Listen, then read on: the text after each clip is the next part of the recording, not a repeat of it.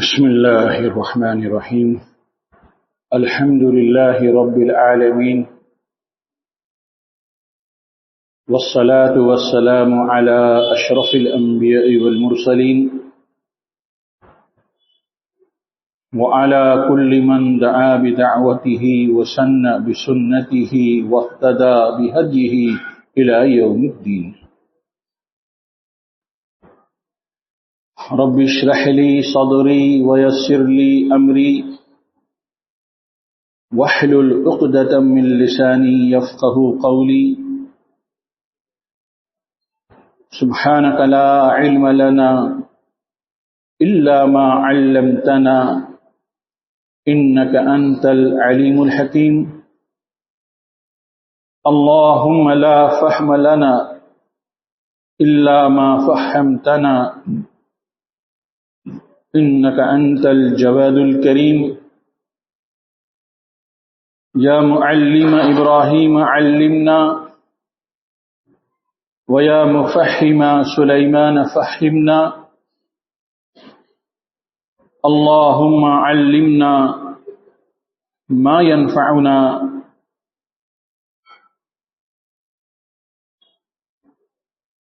وانفعنا بما علمتنا.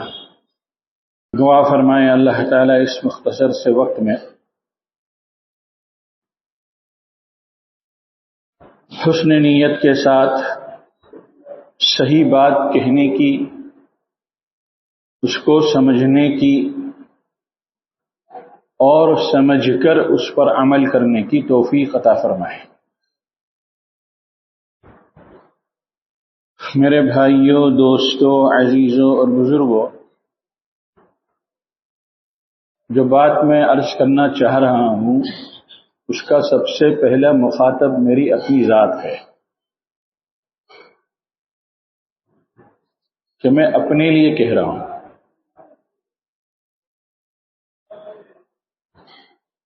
آپ کو نفع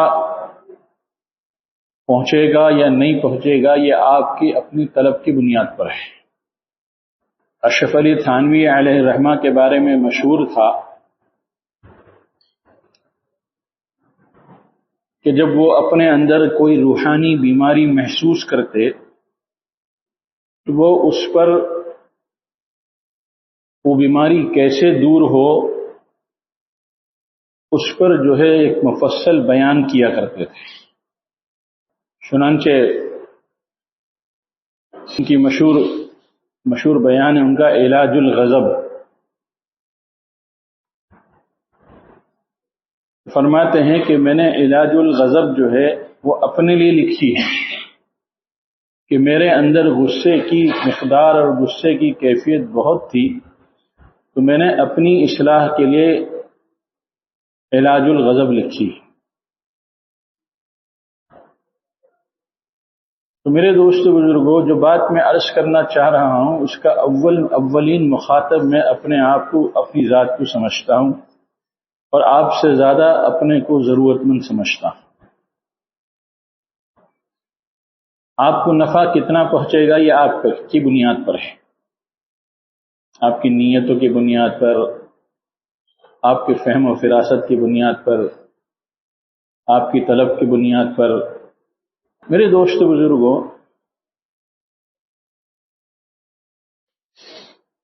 ہم اور آپ ایک بہت بڑے دھوکے میں پڑے ہوئے ہیں، بہت بڑا دھوکہ ہے.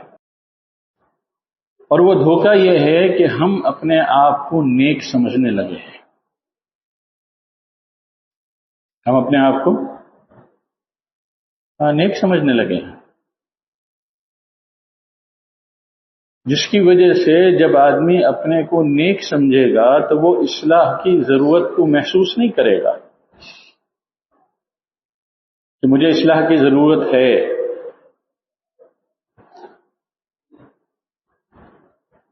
تو شیطان نے مجھ کو اور آپ کو یہ دھوکہ دے دیا ہے کہ ہم نیک ہیں. ہر آدمی اپنے اندر جھانکے، اپنا محاسبہ کرے، اپنا معائنہ کرے، اپنا جائزہ لے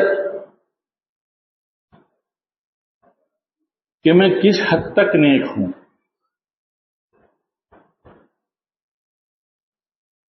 میں کس حد تک نیک ہوں؟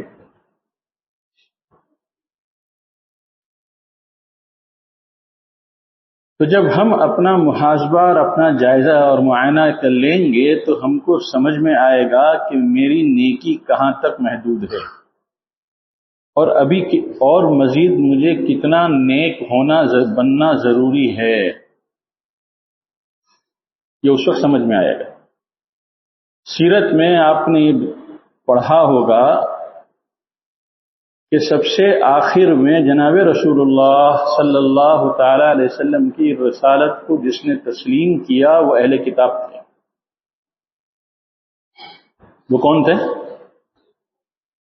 سب سے آخر میں، حالانکہ وہ اچھی طرح حضور کی صداقت کو، حضور کی نبوت کو، حضور کی آخری نبی الزما ہونے کو اچھی طرح جانتے تھے۔ یعرفونہ کما یعرفون ابناءہم، کہ وہ اللہ کے رسول صلی اللہ تعالی وسلم کو اس طرح پہچانتے تھے جیسا کوئی باپ اپنی اولاد کو پہچانتا ہے۔ جانتے تھے، سب کچھ جانتے تھے، لیکن کیوں قبول نہیں کیا؟ حسدا من عند انفسہم، کہ یہ حسد ان کو آ گیا کہ، اور ان کو امید یہ تھی کہ نبی آخر الزماں بنی اسرائیل میں آئیں گے، اور اللہ کا فیصلہ یہ ہوا کہ نبی آخر الزماں صلی اللہ تعالی علیہ وسلم بنی اسرائیل میں کے بجائے بنی اسماعیل میں بھیجے گئے، اور یہ سبب بن گیا ان کی حسد کا۔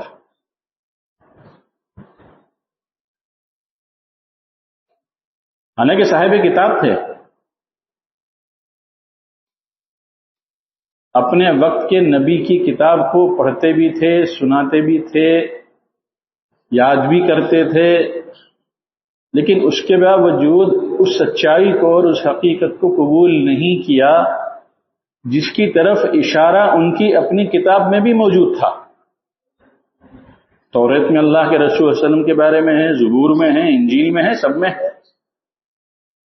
تو میرے دوستو بزرگوں،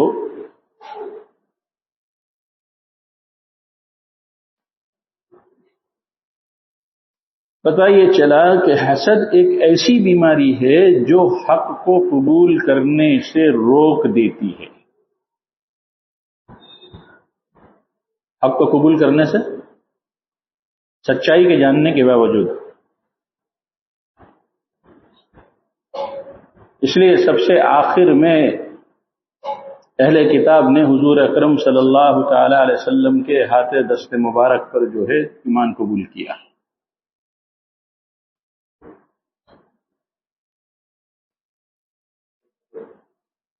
ان کے بالمقابل میں حبشے کے بلال کو ہدایت مل گئی، فارس کے سلمان کو ہدایت مل گئی،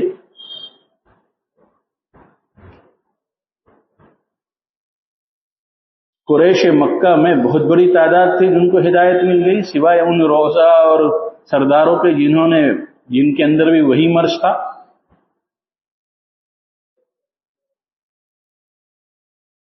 حالانکہ وہ لوگ جانتے تھے کہ حضور سچے ہیں۔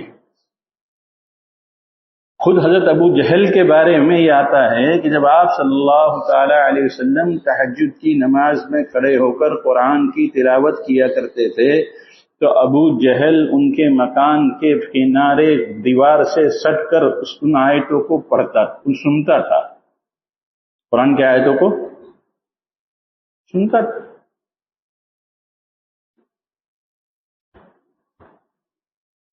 لیکن حق قبول نہیں کیا۔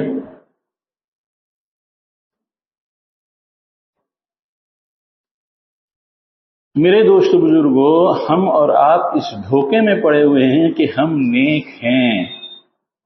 اس کی علامت کیا ہے؟ تاکہ ہم علامت تو پر مذاکرہ کر لیں، اس کی روشنی میں ہم اب سمجھ لیں گے کہ ہم واقعی نیک ہیں یا نہیں ہیں۔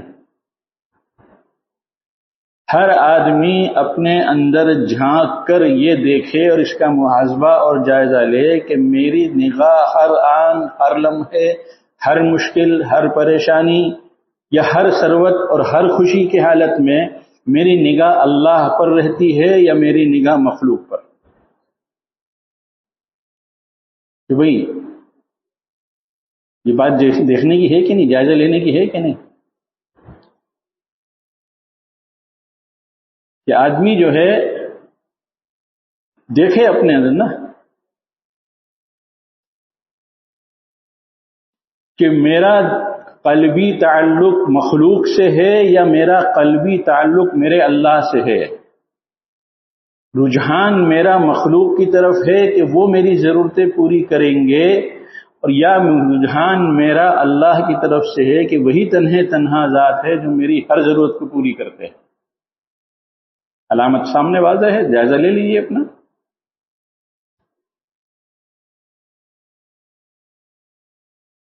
تو یہ دھوکہ لگا ہوا ہے ہم کو کہ نہیں لگا ہوا ہے؟ ہم ہیں دھوکے میں، اس لیے کہ ہماری نگاہ اللہ پر ویسی نہیں ہے جیسے کہ ہونی چاہیے، ہماری نگاہ جو ہے وہ مخلوق کی طرف ہے۔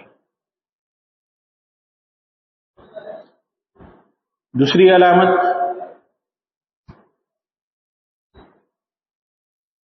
ہماری نگاہ مال کے حصول پر ہے یا اعمال کے ذخیرے پر ہے۔ ہم مال کو اپنی ضرورتوں کے پورا کرنے کا سہارا سمجھتے ہیں اور ذریعہ سمجھتے ہیں، یا ہم جو ہے اعمال کو اپنی ضرورت اور اپنی محتاجی اور اپنے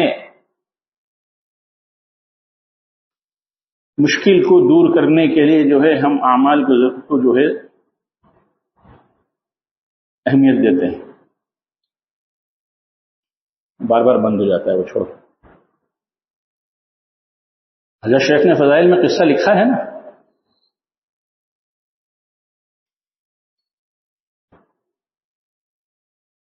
ایک آدمی سفر پہ نکلا،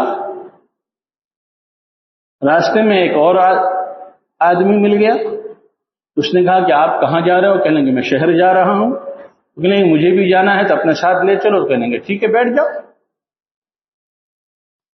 بٹھا لیا ان کو۔ اب جب کچھ دیر آگے چلے، کچھ دور پہنچے تو دو راہیں ملی، ایک دائیں اور ایک بائیں۔ تو ان کا جو معمول تھا ہمیشہ جس راستے سے جانے کا، انہوں نے اپنے سواری کے رخ کو اس طرف موڑ دیا۔ تو جو جس سوار کو بٹھایا تھا، جو اجنبی تھا، اس نے کہا کہ یہ راستہ جو ہے اس کے مقابلے میں جو یہ راستہ ہے یہ زیادہ زرخیز ہے، ہریالی ہے، پیڑوں کے چھاؤں ہے، دھوپ نہیں لگے گی، اور اگر گھوڑے کو اور جانور کو کچھ چرنا ہو تو اس راستے میں جو ہے وہ آسانی کے ساتھ چر بھی سکتا ہے، پانی بھی ہے، تالاب بھی ہے، کنواں بھی ہے، اور میں اس راستے سے ہمیشہ جاتا ہوں، اس لیے میری رائے یہ ہے کہ تم اسی راستے سے چلو۔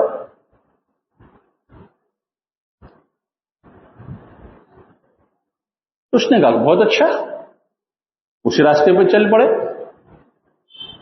جو اجنبی مسافر نے بتایا تھا۔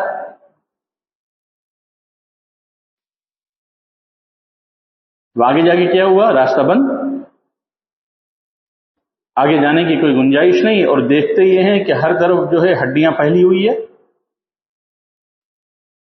تو ایک دم سے وہ اجنبی سوار جو ہے کود پڑا اور اس نے کہا کہ میں نے تم کو دھوکہ دیا ہے اور میں اب تمہاری جان لوں گا۔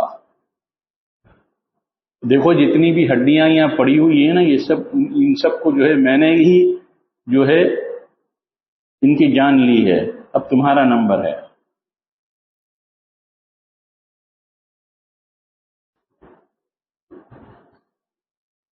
اس نے بہت منت سماجت کی کہ بھائی تو مال چاہیے نا، تو مال لے لے، جتنا بھی میں تجارت کے مال لے کر جا رہا تھا، تجارت کا سامان لینے کے لیے، وہ مال لے لے، میری جان بخش دے۔ اس نے کہا کہ نہیں، مال تو لوں گا ہی لوں گا، لیکن تیری جان بھی لوں گا۔ تو اس سوار نے یہ کہا کہ ٹھیک ہے، جب تو نے فیصلہ کر ہی لیا ہے کہ میری جان بھی لے لے گا اور میرا مال بھی لے لے گا، مجھے 1-2 رکعت پڑھنے کی جو ہے کی مہلت دے دے۔ اس ڈاکو نے ہنستے ہوئے کہا کہ ہاں تم بھی پڑھ لو، انہوں جتنے پڑھے ہوئے ہیں نا مردے، انہوں نے بھی یہی کہا تھا، لیکن ان کی نماز نے ان کا کوئی بھلا نہیں کیا، تم بھی پڑھ لو۔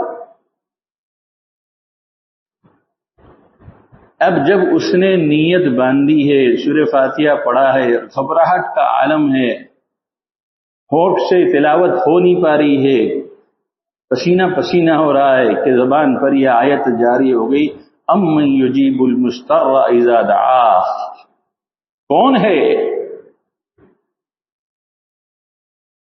جو ایسے اشترائی کیفیت کے اندر جو اپنے رب کو پکارتا ہے، امن یجیب المضطر اذا دعاہ، اس اشترائی کیفیت کے دعا مانگنے والے کو، اس کی دعا کو کون سنے گا؟ اللہ ہی تو سنیں گے۔ بس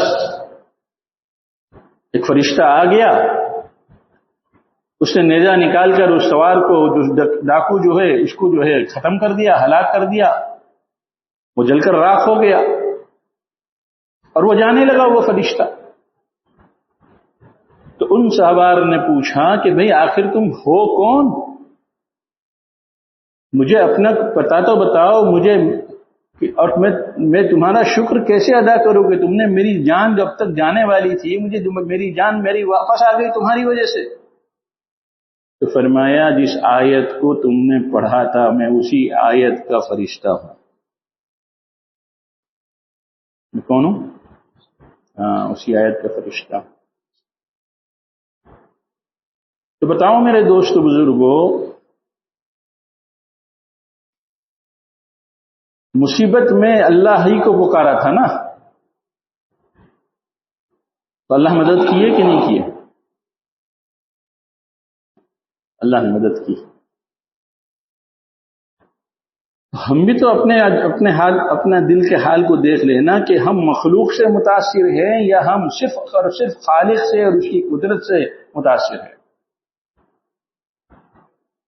اور ہم مال کے شہزائی ہے یا ہمارے اندر جو ہے اعمال کا شوق ہے۔ آپ برا نہ مانیے گا، میں نے شروع میں کہہ دیا، جو بات میں کہہ رہا ہوں اس کا سب سے پہلے مخاطب میں ہوں۔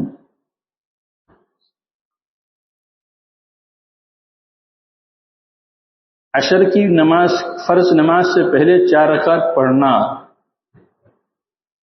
یہ سنت موقدہ ہے یا غیر موقدہ؟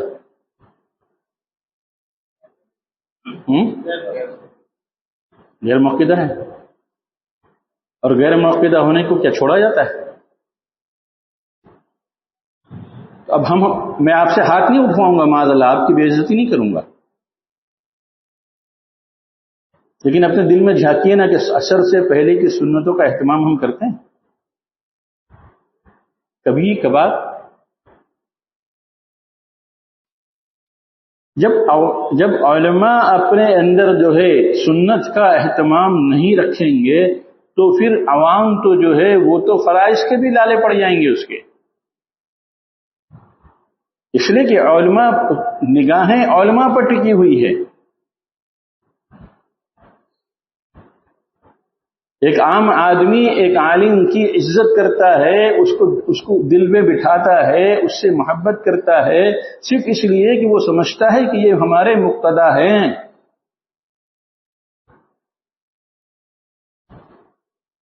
لیکن ہمارا اپنا حال کیا ہے، ہم یہ خود سوچ لے، دیکھ لے۔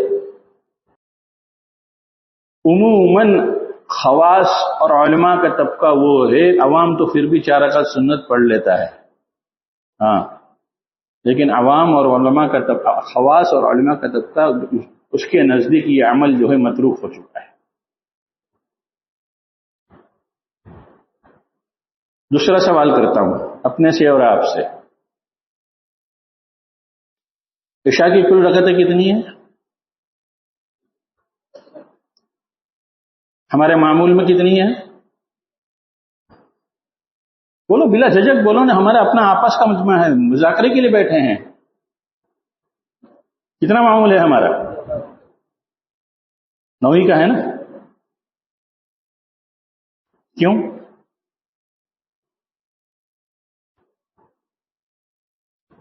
کیا باقی کی نماز عوام کے لیے ہے, ہمارے لیے نہیں ہے؟ جب امت ہم کو جو ہے سنتوں پر معمول بہا نہیں دیکھے گی تو وہ جو ہے فرض بھی چھوڑ دے گی. یاد رکھنا, وہ فرض بھی چھوڑ دے گی. اس لیے عموماً ہم 9 رکعت پڑھتے ہیں. تیسرا سوال, ہم میں سے کتنے ہیں جو تکبیر اولیٰ کا اہتمام کرتے ہیں؟ جو مسجد کے امام ہے تو وہ بیچارے کرتے ہی ہیں, اس لیے ان کو کرنا ہے. لیکن ہم میں سے کتنے ہیں جو تکبیر اولیٰ کا اہتمام کرتے ہیں؟ ایک عامی آدمی مسجد میں جاتا ہے تو وہاں جماعت کھڑی ہوئی ہوتی ہے, وہ عالم کو بھی دیکھتا ہے وضو کرتے ہوئے اور خود بھی وضو کرتا ہے, تو وہ کیا سوچتا ہے کہ میاں یہ تو مولانا صاحب بھی وضو کر رہے ہیں, میں بھی وضو کر رہا ہوں, تو یہ جو ہے یہ بھی ان کو بھی تکبیر اولیٰ نہیں ملی اور پتہ نہیں پہلی رکعت بھی ملے گی یا نہیں ملے گی.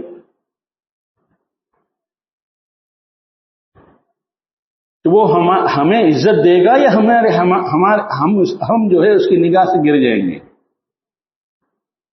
سوچو نا دوستو.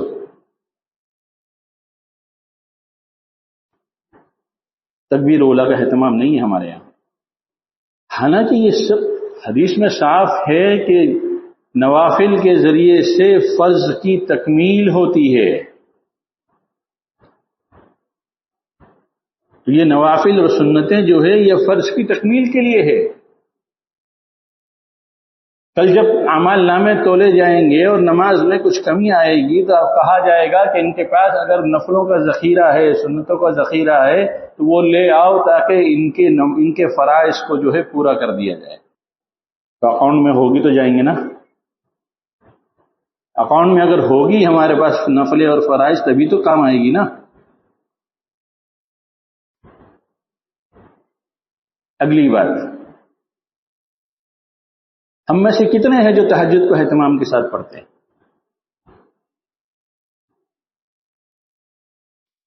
آپ کہیں گے وہ تو فرض نہیں. یقیناً بالکل فرض نہیں ہے.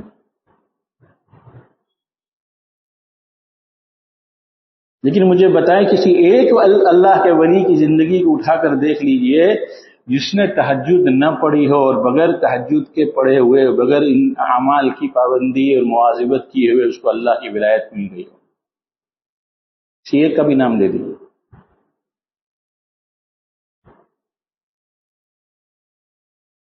طلب العلا من سحر اللیالی.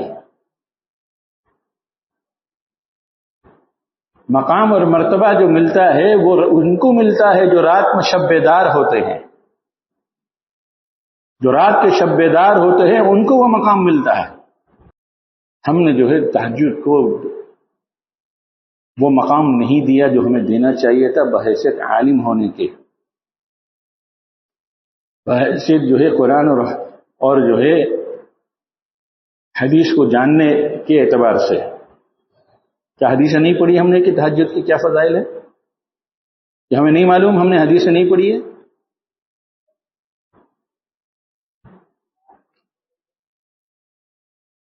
میرے دوست بزرگوں, کہاں تک ہم اپنا محاسبہ اور مذاکرہ کریں گے کہ ہم کو جو ہے یہ دیکھنا ہوگا کہ ہم دیندار اپنے کو جو کہہ رہے ہیں تو دین کے یہ سب شعبے ہیں, یہ کیا دین سے باہر کی چیز ہے؟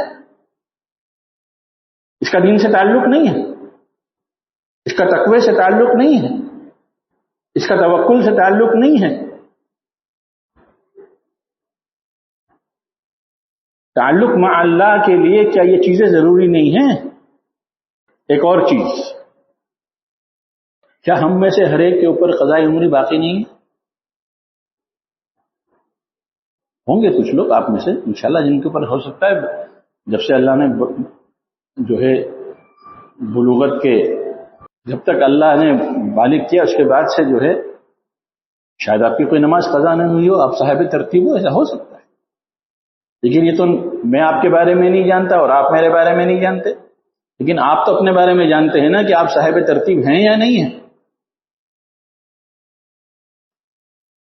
تو اگر قضائے عمری ہم پر ہے اور ہم نے قضائے عمری ادا نہ کی تو اس کا خمیازہ کل بھگتنا پڑے گا کہ نہیں پڑے گا؟ حضرت شیخ نے تو فضائل میں لکھ دیا نا کہ جو آدمی ایک وقت کی نماز قضا کرے اور اس کے بعد پھر پڑھ بھی لے، اس کے بعد کیا فرمایا؟ ایک حقب جہنم میں جلے گا. اور ایک حقب کی تفصیل کیا بتائی؟ 2,88,00,000 ایک نماز کے بارے میں. کر لو شمار اپنی زندگی بھر کی قضائے کی جو ہم نے ابھی تک نہیں پڑھی ہے. اور ہم کبھی اللہ سے اس کی معافی بھی نہیں مانگتے کہ اللہ ہم نے نہیں پڑھی ہے معاف کر دیجئے. تو معاف ہو جائے گی لیکن کیا معاف ہوگی؟ تاخیر کر دی وہ گناہ معاف ہوگا. اس معافی مانگنے سے نماز اکاؤنٹ سے خارج نہیں ہو جائے گی کہ آپ نے نہیں معافی مانگ لی آپ سمجھ لیں کہ معاملہ صاف. میں اکثر مثال دیتا ہوں، میں نے آپ سے 1,000 روپے لیے، آپ نے مجھے 1,000 روپے پر خرچ کے دیے اور ہمارے اور آپ کے بیچ میں یہ معاہدہ ہوا کہ 1 مہینے میں ہم دے دیں گے. اب 1 مہینہ ہو گیا، میں نے وہ آپ کا 1,000 روپیہ نہیں پہنچایا اور میں آپ کے پاس گیا کہ وہ انتظام نہیں ہو سکا ہے، آپ جو ہے معاف کر دیجئے. تو یہ معافی مانگنے کا کیا اندیا ہے؟ یہ اندیا ہے کہ میرا انتظام نہیں ہو سکا تو جو 1,000 میں نے لیا تھا وہی معاف کر دیجئے. یہ اندیا تو نہیں ہے نا. نہ دینے والے نے یہ سوچ کر دیا ہے، نہ آپ لینے والے یہ سوچ کر لیے ہیں. آپ معافی اس بات کی مانگ رہے ہو کہ میں نے جو 1,000 روپے ایک وقت متعینہ پر آپ کو واپس کرنے کے لیے لیا تھا وہ میں وقت پر واپس نہیں کر پا رہا ہوں، میں اس کی معافی مانگتا ہوں.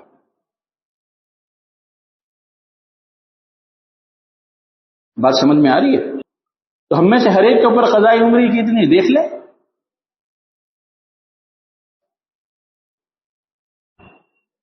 اور قضاء عمری کا پڑھنا کوئی مشکل نہیں ہے. تراویح میں 20 رکعت رمضان کے اندر ایک وقت میں پڑھتے ہی نہیں پڑھتے. 1.25 گھنٹے کی تراویح ہوتی ہے اور 20 رکعت پڑھتے ہیں. اور ایک دن کی پوری قضاء عمری ایک دن کی کتنی رکعتیں؟ صبح کتنی رکعتیں؟ 20 ہے. تو یہ تو ہم نہیں کہہ سکتے اللہ میں سے کہ اللہ میں 20 نہیں پڑھ سکتا، اس لیے کہ ہم نے تو اپنے عمل سے دکھا دیا کہ ہاں میں 20 پڑھ سکتا ہوں، اس لیے کہ میں رمضان میں پڑھتا تھا.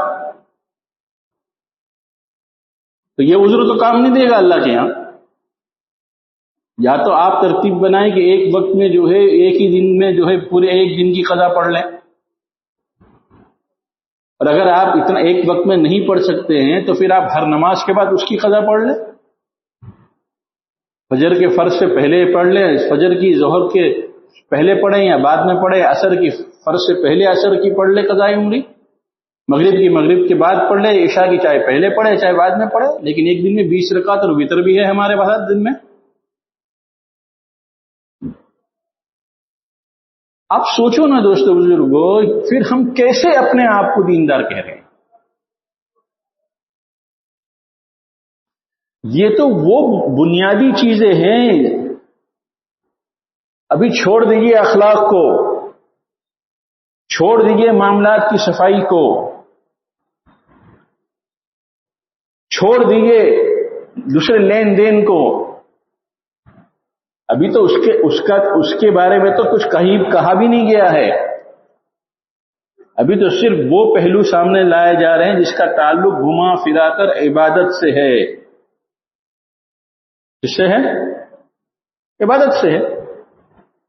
تو ہمارا عقائد کے بعد عبادت ہی کا شعبہ اتنا جو ہے فسفسا ہے اور اتنا کمزور ہے وائٹ والا ہوتا ہے، وائٹ والا. ہاں تو پھر آپ بتائیں کہ پھر باقی کا کیا ہوگا؟ باقی کا کیا ہوگا؟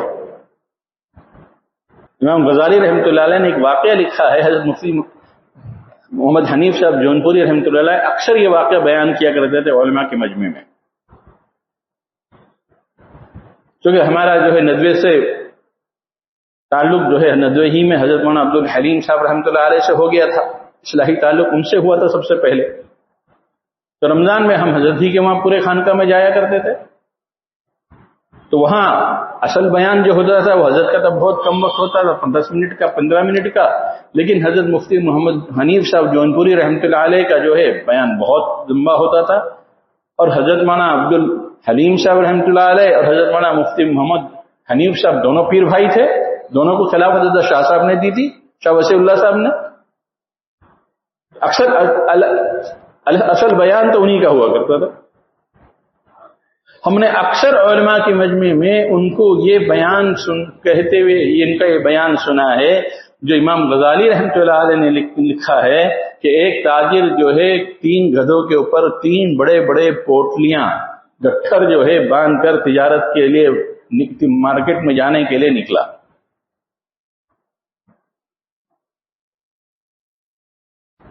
کسی نے اس تاجر سے کہا کہاں جا رہے ہو؟ کہنے کہ مارکیٹ جا رہا ہوں. کیا کرنے؟ کہنے کہ مال بیچنے اپنا. کہنے یہ اس میں کیا ہے؟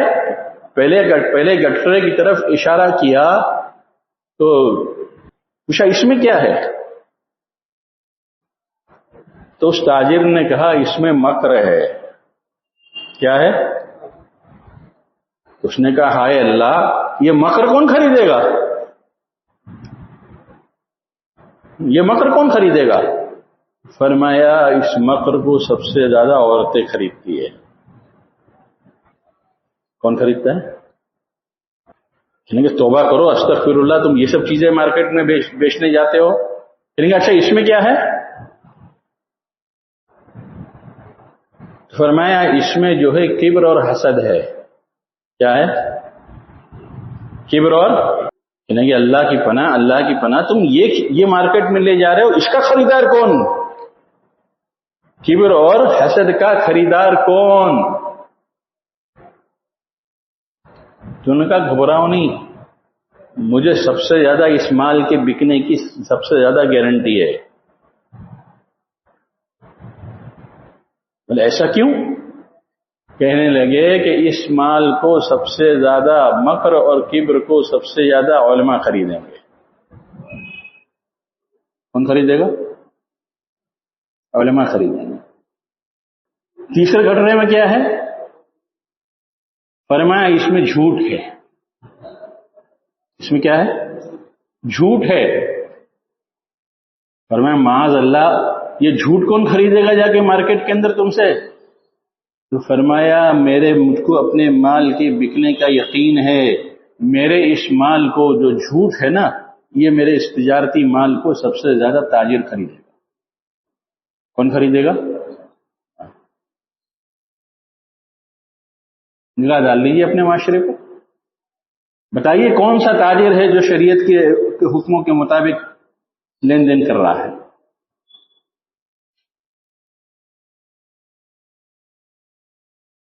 اور ہم میں سے کون ہے جو حسد اور کبر سے پاک ہے؟ اور ہماری عورتوں میں کتنی ایسی ہیں جن کے اندر مکر جو ہے گھٹی گھٹی میں بھرا ہوا ہے.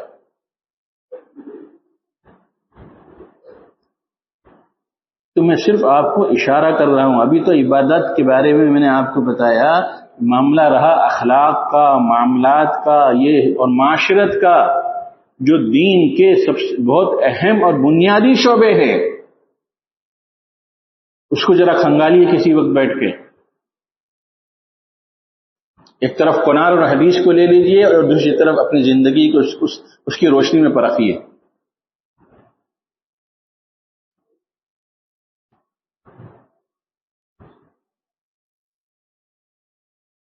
اسی لیے حضرت تھانوی علیہ الرحمہ نے فرمایا ہے کہ جس شخص کو اپنا عیب نظر نہ آئے، اس کو چاہیے کہ آئینے کے سامنے کھڑا ہو جائے تو اس کو اپنے جسم کا عیب خود نظر آ جائے گا، جسم کا عیب نظر آ جائے گا. اس لیے کہ آئینہ کسی سے ڈرتا نہیں. آئینہ ڈرتا ہے کسی سے؟ وہ تو جو ہے وہ سب کچھ صاف صاف بیان کر دیتا ہے. تو آئینہ کسی سے نہیں ڈرتا. فرمایا اگر تم اپنے جسمانی امراض کو دیکھنا چاہتے ہو تو آئینے کے سامنے کھڑے ہو جاؤ. یہ آئینہ چیخ چیخ کر تم سے جو ہے تمہارے جسم کے امراض کو بتا دے گا، کہاں پھوڑا ہے، کہاں پھنسی ہے، کہاں پر کالا نشان ہے، کہاں پر کیا ہے، سب بتا دے گا. فرمایا اسی طرح جس طرح آئینہ انسان کے جسم کو کی کمزوریوں کو اور اس کی بیماریوں کو جو ہے اس پر سے پردہ ہٹا دیتا ہے، فرمایا اپنے آپ کو کسی اللہ والے کے سامنے پیش کرو، وہ اپنی فراست مومنہ کی نگاہوں سے وہ دیکھ لیں گے کہ تمہارے اندر کیا کیا ہے.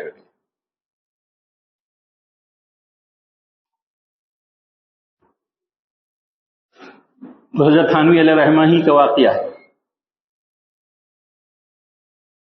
حضرت مجلس میں موجود تھے، سب لوگ ذکر اذکار میں موجود تھے، حضرت کچھ ملحوظات بیان فرما رہے تھے کہ حضرت نے دیکھا کہ ایک بہت بڑے عالم جس سے حضرت واقف تھے وہ آ رہے ہیں. تو حضرت نے اپنے سارے مریدین کو، جتنے بھی ساتھی اس وقت موجود تھے، فرمایا دیکھو فلاں عالم آ رہے ہیں، تم میں سے کوئی آدمی کھڑے ہو کر ان سے مصافحہ نہیں کرے گا اور کوئی کھڑے ہو کر ان کو آگے اپنی جگہ سے اس کو نہیں بٹھائے گا. سب لوگ اپنی نگاہیں نیچی کر لو.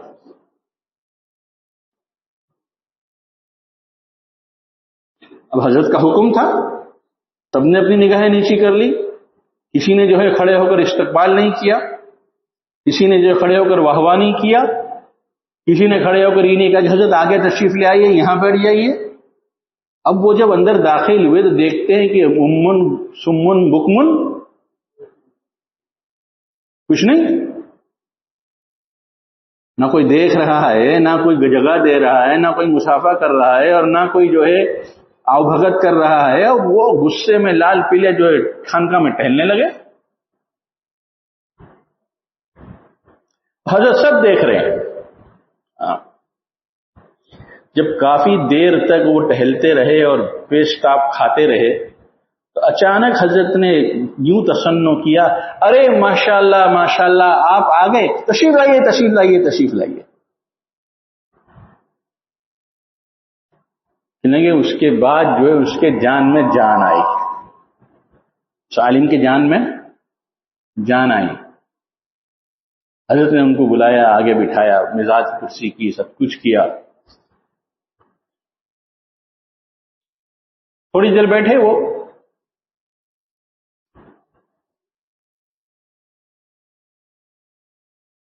تو جب جانے لگے حضرت نے کہا کہ رک جائیے، کچھ بات کرتے ہیں آپ سے. اور تاکہ مجمع چلا گیا. فرمایا ایک بات پوچھوں، صحیح جواب دیں گے آپ؟ فرمایا پوچھیے حضرت. فرمایا جس وقت آپ مجلس میں شرکت کرنے کے لیے جب داخل ہوئے تو کیا آپ کے اندر یہ خواہش اور یہ تمنا نہیں تھی کہ ہر آدمی کھڑے ہو کر آپ سے مصافحہ کرے، آپ سے معانقہ کرے اور آپ کی آؤ بھگت کرے اور آپ کا اکرام کرے اور آپ کو آگے بٹھائے؟ کیا یہ خواہش آپ کے اندر نہیں تھی؟ فرمایا حضرت بالکل تھی. صحیح فرمایا آپ نے.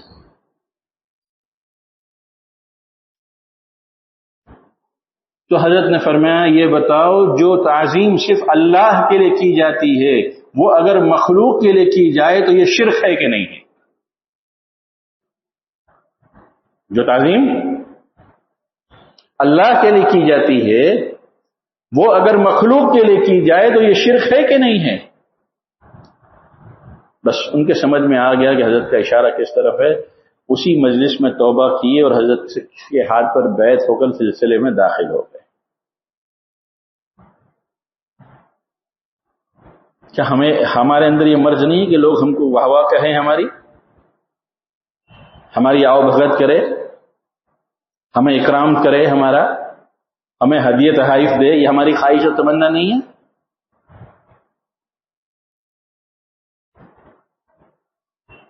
تو جو برتاؤ مخلوق کو اپنے اللہ سے کرنا چاہیے، ہم وہی برتاؤ لوگوں سے اپنے بارے میں چاہتے ہیں، تو ہم ایمان پر کہاں رہے؟ ہم تو مشرک ہو گئے۔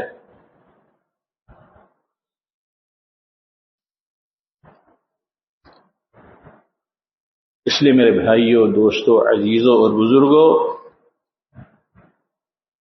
ہم دھوکے میں ہیں اپنے دینداری ہونے کے، ہم بہت بڑے دھوکے میں ہیں۔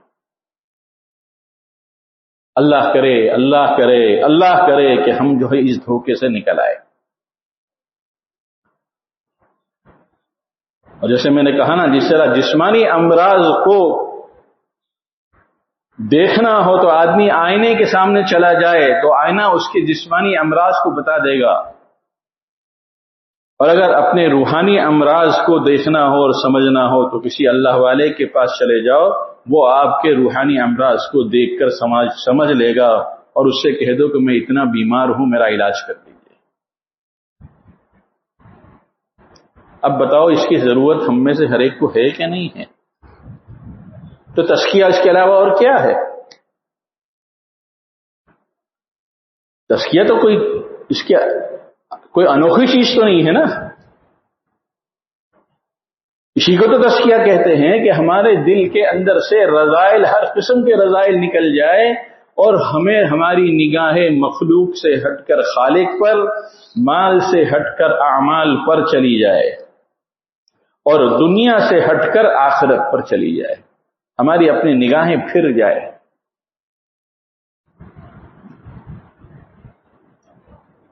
تو آج ہمارا عقیدہ بنا ہوا ہے کہ جیب میں مال ہوگا، جیب میں پیسے ہوں گے تو ہماری ضرورتیں پوری ہوں گی۔ نہیں، یہ شیطان کا دھوکہ ہے۔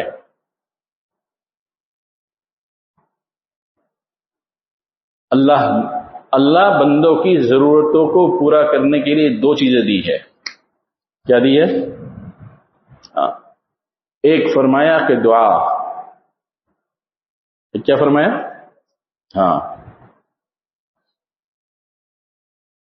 اذا سألك عبادي عني فإني قریب اجیب دعوت الداعی اذا دعان فلیستجیبوا لی وليؤمنوا بی لعلهم یرشدون۔ تو ایک دعا دی، ایک سبب دعا بنائی ہماری اپنی ضرورتیں کی پورا کرنے کے لیے، اور دوسرا سبب اللہ نے جو ہے گناہوں سے بچنا بتلایا ہے۔ کیا بتلایا؟ استغفروا ربکم انہ کان غفارا یرسل السماء علیکم مدرارا ویمددکم باموال وبنین ویجعل لکم جنات وانہارا۔ ما لکم، کیا ہو گیا ہے تم کو؟ اپنی ضرورتیں پورا کرنے کے لیے ایک چیز تو دعا دی ہے، دعا ایک سبب دیا ہے، دوسرا جو ہے کثرت سے استغفار۔ کہ استغفار پر روزی کے دروازے کھلتے ہیں، اور جس پر روزی کے دروازے کھل گئے وہ مخلوق سے بے نیاز ہو گیا۔ وَمَن يَتَّقِ اللَّهَ يَجْعَل لَّهُ مَخْرَجًا وَيَرْزُقْهُ مِنْ حَيْثُ لَا يَحْتَسِبُ۔ تم تھوڑا تقویٰ تو اختیار کر لو، دیکھو ہم تمہارا کیا حال، تم کو ہم کیسے نوازتے ہیں، ہر مشکل سے تمہارے لیے راستہ نکال دیں گے۔ یجعل له مخرجا ویرزقه من حیث لا یحتسب، اور ایسی جگہ سے تم کو روزی پہنچائیں گے جہاں تمہارا گمان تک نہیں جائے گا۔ تو میرے بھائیوں، دوستوں، عزیزوں اور بزرگوں، تنہائی میں سوچو کہ ہم کو اپنے دل کی اصلاح کی ضرورت ہے کہ نہیں ہے۔ جو میں نے تھرمامیٹر آپ کو دکھایا ہے، اور اس روشنی، تھرمامیٹر کی روشنی میں اپنے کو جو جانچا ہے، تو قسم کھا کر یہ بات میں کہہ سکتا ہوں کہ ہم میں سے ہر ایک کو جو ہے کسی کامل اللہ کے ولی کے پاس جانے کی، اس سے اس کی صحبت اختیار کرنے کی، اس سے ملنے ملانے کی، اور اس سے جو ہے خط و کتابت کر کے اپنے رذائل کو دور کرنے کی ہم میں سے ہر ایک کو ضرورت ہے۔ اور جو اس کی ضرورت نہ سمجھتا ہو تو وہ اللہ کے حوالے ہے۔ اس کے حوالے، اللہ کے حوالے. پھر اللہ کو آتا ہے اللہ کیسے اصلاح کرتے. ہاں، پھر اللہ کو آتا ہے.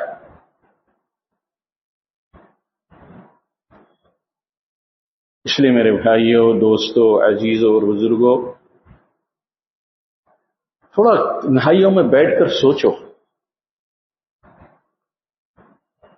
کہ ہم کس دھوکے، دینداری کے کس دھوکے میں پھنسے ہوئے ہیں اور ہم کو اس سے نکلنا کیسے ہے. جب آپ واقعی طالب ہوں گے، فکر مند ہوگے اور دعا کے لیے آپ کے ہاتھ اللہ کی بارگاہ میں پیش کرو گے، اٹھاؤ گے، پھر اللہ راستہ نکالے گا. وَأَمَّا مَنْ أَعْطَىٰ وَاتَّقَىٰ وَصَدَّقَ بِالْحُسْنَىٰ فَسَنُيَسِّرُهُ لِلْيُسْرَىٰ. اللہ فرماتے کہ میں اس کے لیے آسان کر دوں گا راستہ. وَأَمَّا مَنْ بَخِلَ وَاسْتَغْنَىٰ وَكَذَّبَ بِالْحُسْنَىٰ فَسَنُعَسِّرُهُ لِلْعُسْرَىٰ. اگر جو ان رذائل کے ساتھ زندگی گزارے گا تو میں اس کی زندگی کو مزید اجیرن کر دوں گا، تنگ کر دوں گا. اس لیے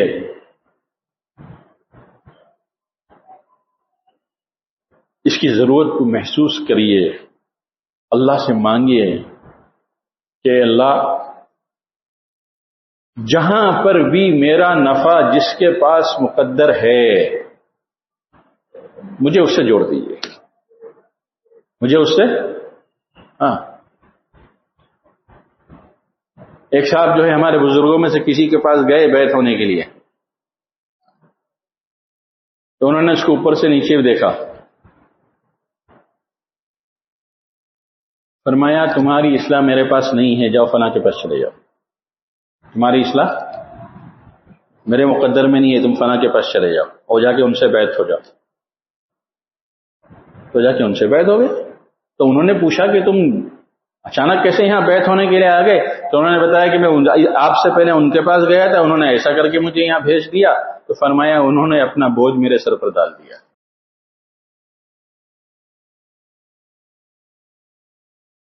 اللہ سے مانگے کہ اللہ جہاں پر بھی میرا نفع مقدر ہے مجھے وہاں پر جوڑ دیجیے. پھر دیکھیے اللہ کیسی رہنمائی کرتا ہے. پھر آپ اپنی زندگی کے اندر کچھ تبدیلیاں محسوس کریں گے اور آپ کو لگے گا کہ میں نے جو ہے اللہ کے مشورے سے کے نتیجے میں، استخارے کے نتیجے میں نے جو ہے صحیح فیصلہ کیا ہے. کہ بھئی کرو گے، اللہ تعالیٰ جو بات میں نے صحیح کہی ہو عمل کی توفیق عطا فرمائے، جو بات غلط ہو اللہ اس کو معاف فرمائے. وآخر دعوانا ان الحمد للہ رب العالمین.